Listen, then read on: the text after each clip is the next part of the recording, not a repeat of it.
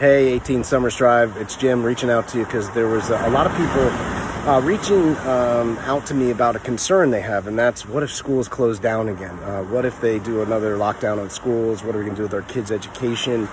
And that could be a scary thing. We took a different route with our kids' education for the most part, an alternative route.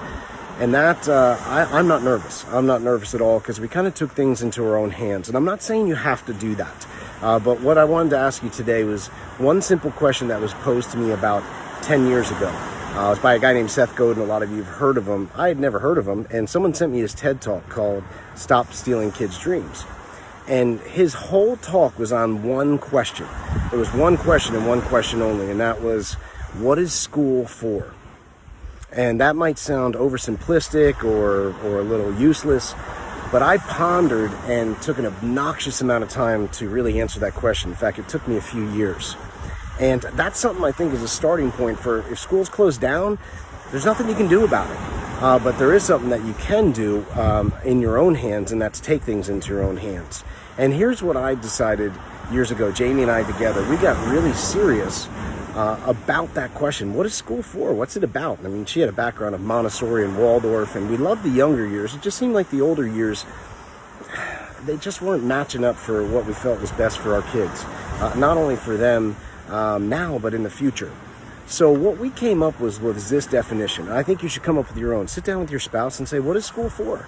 And the definition that Jamie and I came up with was, for us, school is there to help uncover and ignite our kids' gifts and talents, and to prepare them for the practical affairs of life.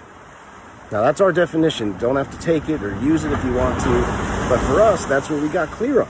To uncover and ignite our kids' gifts and talents, not doing the work for them, for sure, but ignite and uncover their gifts and talents, and to prepare them for the practical affairs of life. And that's something that when I looked at most education out there, they weren't getting it. So we took things into our own hands, kind of developed our own curriculum. Using tutors, they still get the basic school, but we started to give a different focus, a different attention. And I can see now, especially my two older boys, it's made all the difference. I'm going to actually add on to that too. I think Waldorf and Montessori at young age is absolutely priceless. And some of that can be done at home. So I encourage you, yeah, it stinks that schools might get closed, there's some pressure, but see this as an opportunity. I mean, ask that question, get serious, and you might see, like what we saw, hell, the schools weren't doing the best that we wanted anyway.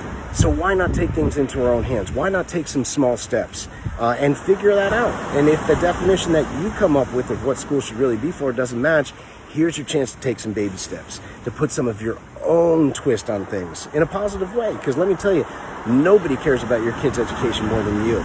And although you're not a teacher, you don't have a certificate, you can still teach. You still can make a difference. You can still get them important lessons that aren't being taught. So ask that question to yourself. What is school really for? Again, for us, it's to uncover gifts and talents and ignite them, and to prepare our kids for the practical affairs of life. And that's the education we're teaching them. So anyway, hopefully this helps. Don't get down. Take it as an opportunity. Make the most. Ask yourself that question. What is school really for?